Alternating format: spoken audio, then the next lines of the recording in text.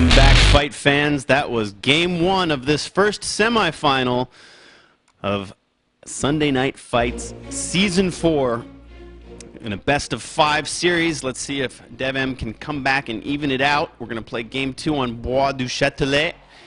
It's now 1 for Aimstrong and none for DevM. I'm AmiPolizeiFunk, and I am joined to co-cast this match with me by Eagleheart from Relic. Welcome back to the show, Eagle. It's good to be back. I'll see if I can do a decent job of this.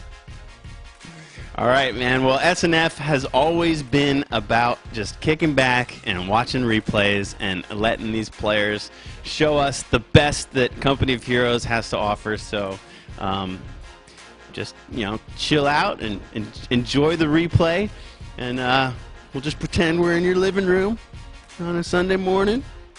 You would have me over, right? I'm a nice guy, right? You can trust me, yeah? yeah, I'd say so. You like dogs? I love animals, dogs, cats, you name it, kids. You share that in common too. You have a daughter, is that right? Yeah, that's correct. She's 5 months, and I believe you have a son, you said, in around, what, 8 years? He'll be 8 in March. Yes, he's my pride and joy. All right, here we go. Team Father Cast coming up. I'm glad that NTD went back to Seb Hodgin's beautiful fight card. You know, Kotu.org, we've got a great team going here, and I have to give a couple shout-outs to the people behind the scenes that make it happen. Seb Hodgin makes these fight cards. They are awesome. Razor, our editor-in-chief, writes the news post announcements. We got General Hell contributing interesting statistics. We've got some new interviews with these players up on the Kotu.org portal.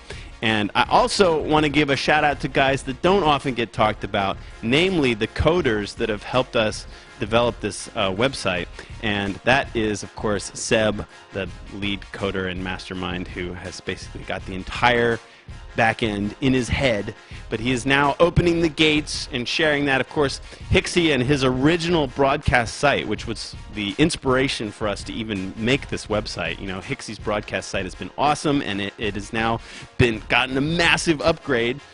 And so, of course, Hixie's coding, his broadcast coding is better. Yesterday, we had 16 co-streamers on the list, and that is just so cool. You don't know how happy that makes me.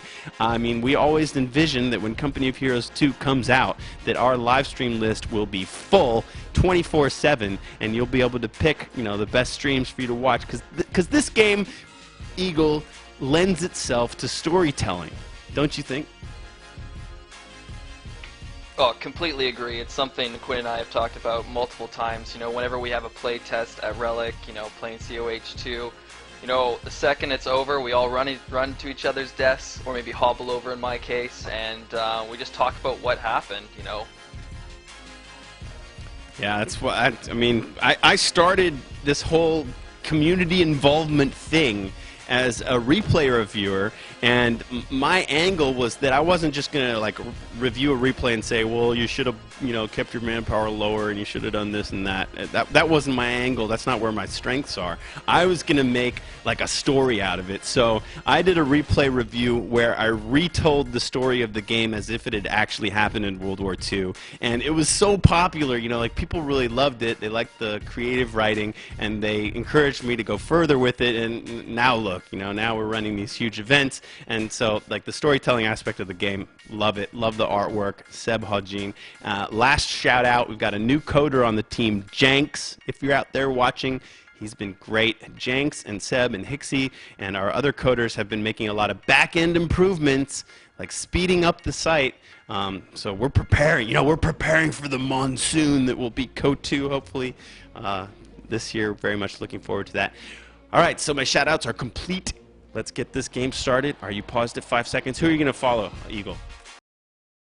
Yeah, I'm going to go with DevM this match. I want to see if he can pick up his play, I guess. I missed the first 5 or maybe 6 minutes of the first game, but I came back, and I couldn't believe at the map control that Aimstrong had.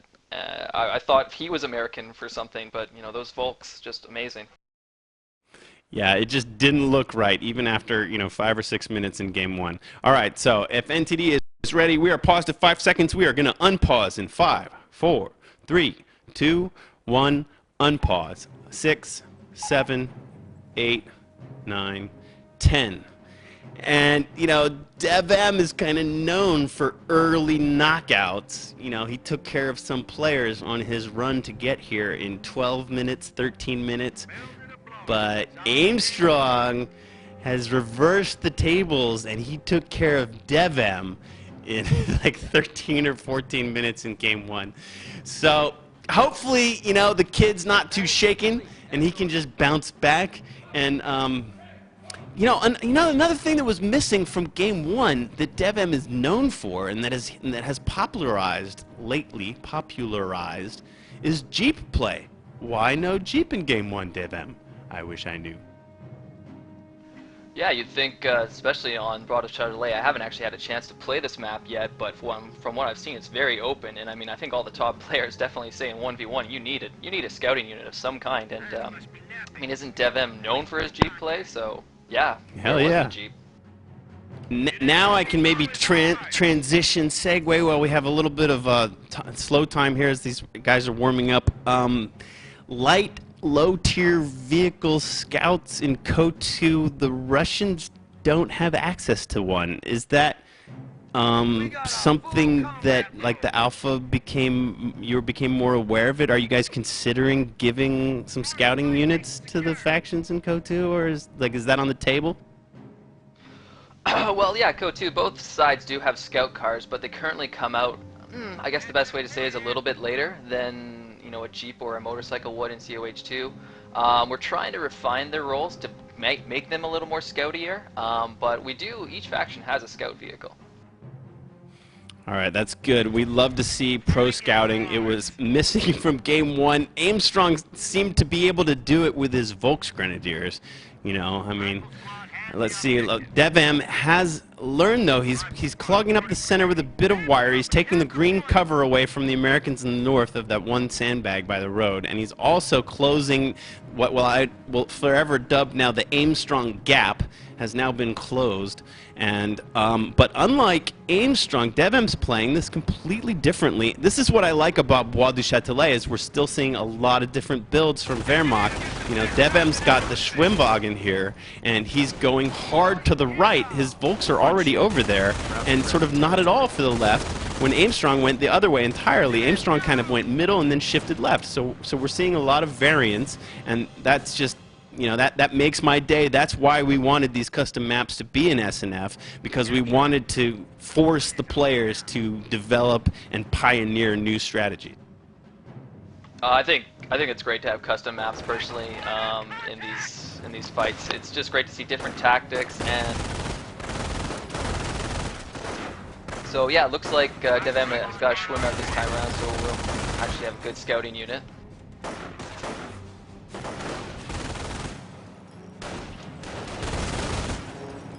These rifles are buzzing, but I mean, look at the game sense of Aimstrong.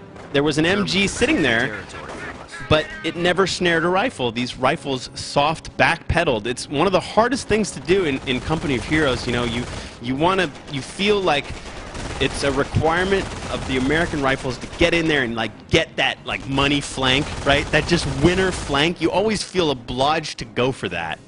But I've seen the top tier players have incredible patience. I have no patience. I always just go in headlong, get my guys pinned, But they show amazing patience and this ability to make a soft retreat. And with the hard retreat mechanic in Company of Heroes, I think soft retreats is like a master art. Yeah, it's definitely something that the pro players are just so good at. I mean, I know for myself, I'm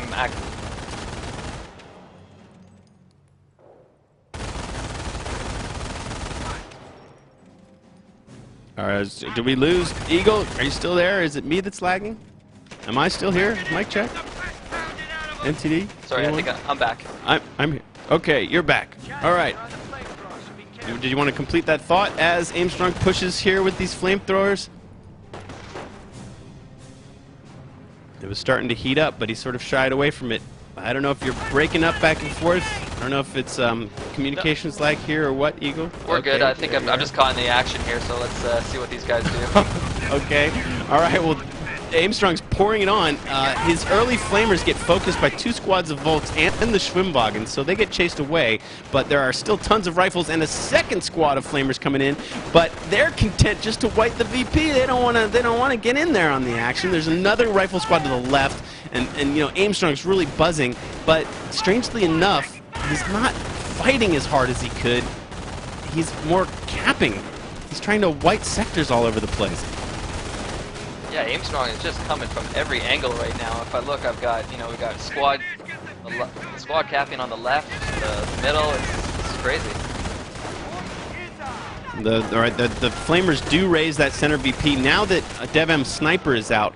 That one rifle squad in the middle, my goodness, they took so much MG fire as they whited that central ammo point.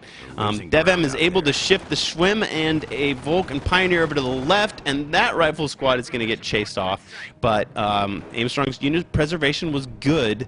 He took a lot of damage. I'm not sure how much manpower damage he took. He's just starting a sniper now. So look at DevM using the scout. See, I love this.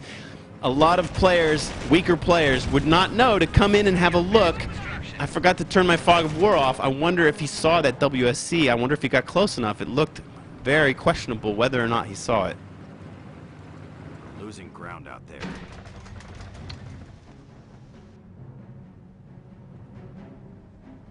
All right, well, there's a lull in the action. DevM's taking this opportunity to put some mines down in the center. He's capping the left with his Volks. He's decided to go for the munitions before that +10 fuel that is more towards Aimstrong's base.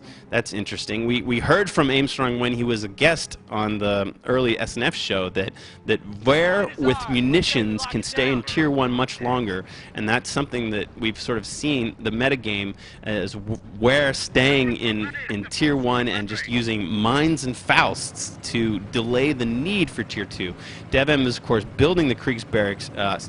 DevM is building the Kriegsbarracks now, and let's see what Aimstrong can do as he pushes back. He garrisons this funny little sort of circular-shaped barn just for a moment. That you get better LOS when your units are in a building. So he's having a look, seeing what he can see. Aimstrong has sent a couple of rifle squads and a flamer engineer squad to the left. He's pretty much pushing the left with everything he's got. DevM sees it coming. He's got eyes all over it. The Schwimmwagen's got eyes on it. The sniper's got eyes on it. He's starting to pick off flamers. But here comes Aimstrong charging into an MG. Exactly what DevM wants. Yeah, it looks like DevM set up pretty nicely on the left-hand side, and he's put some mines in the middle. He's managed to actually get quite a bit of territory back, actually. Aimstrong harassing deep on the right-hand side of the map. These rifles are facing cover in a sort of backwards way. The Volks also move to cover. Boy, these rifles are so deep. They're surrounded now. The first Grenadiers have come out of the Kriegsbarracks. But look at Aimstrong just sort of capping everywhere once again. It's like he has this tactic where he pushes forward, feels out the enemy, and then pulls back and caps.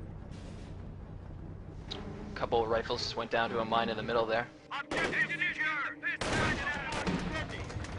All right, well, the sniper's getting brave. I like that DevM is using the Schwimm and the sniper in combination. Here comes Aimstrong's sniper, and man, okay, casualties being reported. What happened? Did DevM lose a squad somewhere? Flamers just went Schwimmwagen down. took down a flamer squad. Yeah. Yeah, Aimstrong. That road, right? Did they try to retreat down that road? Kiss of death, I tell you. All right, so the Schwimmwagen kills those flamers, and we're entering the stage that is so delicate. I'm so worried for DevM. If he gets counter-sniped here, I think he'll just lose it. Like, I can imagine him pounding his head into his desk. He has gotten a half-track out, which will be actually really good at killing snipers. And look at the Schwimm! Pokes through, gets an angle on the sniper. He's now going to commit the chase and gets the kill. That's wonderful for DevM. That'll be wonderful for his confidence. His half-track is out. He's got wonderful map control. This is great for the series. I'm telling you, as a caster and as a fan of just, like, you know, close competition, that is exactly the kind of thing that DevM needed. Enemy unit down. Yeah, I'm liking DevM's patience actually a lot more in this game. You know, even though Aimstrong You know, he pushed in hard, grabbed a lot of the points. DevM seems to have, he's a lot more in control and a little more focused, and obviously just threw a big blow there with killing the sniper. Pro action going on, win a skirmish, and immediately, I mean immediately, put mines down on that new territory that you're pushed so close into your opponent's base. You have to do it right away, or these rifles coming out will see it. You also have to micro away from it. You can't just sit around there like he is now, because that's a dead giveaway. But let's see if these rifles will get eyes on. I think they might sniff it. Uh-oh, they're going to be real careful of going through that gap. But just look at DevM. His grenadiers are now working around his half-track, so when they lose a man, his vulture there too, they can simply reinforce at that forward point, and it's going to be really tough for any one or two rifle squads to deal with them. Look at Aimstrong going for tank depot while being cut off. DevM making an amazing cutoff by capping all three main road locations. That +5 fuel will cut Aimstrong off of the entire right-hand side and all of the fuel sectors. I don't know if he'll be able to afford to get anything out of this tank depot. He does have 100 fuel in the bank, though. So we're going to see a tank soon. He's got 180 manpower, 190 or so. He's going to have to work. He's getting his sort of ass kicked around the field. It's manpower now that's preventing him from building a tank. Yeah, the tank depot seems like a very risky play at this point, especially with that cutoff that was just made. Well, good on DevM for retaining his composure and, like you mentioned, showing some patience. That's hard to do. It's hard to do in any game, especially after you've just taken a loss. But wow, okay, the rifles have discovered that mine there. He's flaming a way through. Look, he got one mine and he thinks he's safe, and the rifles are approaching the second one. Oh no! What? How did they avoid that mine? Did you see them just like soft step around that mine? The Volks have come around to say, what? There was a mine there for our side. How did that happen? They really looked like they came over just to sort of see how they did that. All right, Aimstrong chases off the MG. There's so many mines. Look at DevM sniper working next to his half-track. These rifles will surely step on the place they don't want to step on. Uh-oh, these retreating flamers? No, they're also going to dodge it. So Aimstrong's got like anti-magnet mine boots on, so he knows where not to step. But man, look at DevM now starting to cap up the important sectors on the right. It would take forever for Aimstrong to try to recap some of this map. There it finally goes off, taking a rifle squad down to one man. And Aimstrong has got most of his army in his base. A Sherman is cooking. Will it be enough to save him? I don't know what's coming out of the Sturm Armory. A Puma, okay, that's all right. Who's going to counter this Sherman? Let's see how DevM handled this. He's in a overwhelming lead at the moment. All that could possibly save Aimstrong is his tech, is his one piece of armor, that American Sherman. Let's see how it plays. He's got to be a little bit careful because he doesn't want to run into a mine.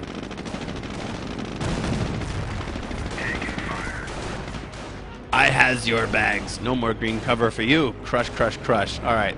The Grenadiers are going to retreat. They can always Shrek up. They haven't started doing it yet. Aimstrong has unlocked howitzer shoot. He does have almost 200 ammo in the bank, but where's the meaty target? There isn't one. You know, he's hoping to howie a pack position, but there is no pack. Let's see if he'll find another way to spend the ammo. DevM not even building a pack yet. Is that correct? Yeah, it looks like DevM hasn't really responded yet to the Sherman at all in any way. He might not be worried about it, I'm not too sure. Well, I mean, look at this. The Sherman pushes deep into the map, and while that's going on, Aimstrong multitasking, trying to get those rifles out there to start capping points. But they're going to walk right into this MG who's waiting for them. I gotta say, I like Aimstrong's guts right now, just throwing that Sherman right in the base. I think he knows he needs to do something risky right now if he's going to get back in the game at all and, you know, take that risk. All right, well, he elects to Howie shoot the Tier 2. Some unlucky shells landing. The first two shells didn't really do any damage. Oh, is there more? Is there more? He needs one more shell to take it down. Does not get it. The Tier 2 survives. Are you building a pack yet? Are you upgrading? I see you've got one Shrek on a Grenadier squad. Is that going to be enough? Allies are down to 300. Looks like we got a Stug cooking now. Aha, okay. I need no tier 2. I'm going to cook a Stug. We're going to see some 1.4 Sherman for Stug action. Look at this officer running around. The officer, the sniper. Oh man, the sniper cloaks just before the Sherman opens its main gun. He does whales of damage on the Grens. They're dying. They don't like it. The officer got splashed. I think DevM builds officers when he wants to rub it in your face that he just, you know, kicked you. Oh man, look at that! Oh my god, everything dies at once! The Sherman goes down, the sniper somehow dies. Holy smokes, I think that was like a double Faust and Shrek combo, and Aimstrong throws in the towel! We've got a 1-1 after Bois. This is a caster's wet dream. Okay, Matt, it was short and sweet. 15 minutes. These guys can't, you know, they can't get past tier 3 in these games. Yeah, what is with these first 2 games? I can't believe how quickly they've gone. And DevM for coming back. I mean, I thought just the confidence would have been shaken after the first game, and Aimstrong's, you know, solid. Where am I playing the first one? All right, so the slate is now clean. You know, whatever happened on Bois is of no relevance anymore. We are now entering this first semifinal as a best of 3. And guess what we got coming up, fans? A map that we probably haven't seen enough of in Season 4 that we saw so much of and enjoyed so thoroughly in Season 3. It's going to be Semois. The casters, it's going to be a mystery. Stick with us. NTD, take us to the video. We'll be right back with you after the break.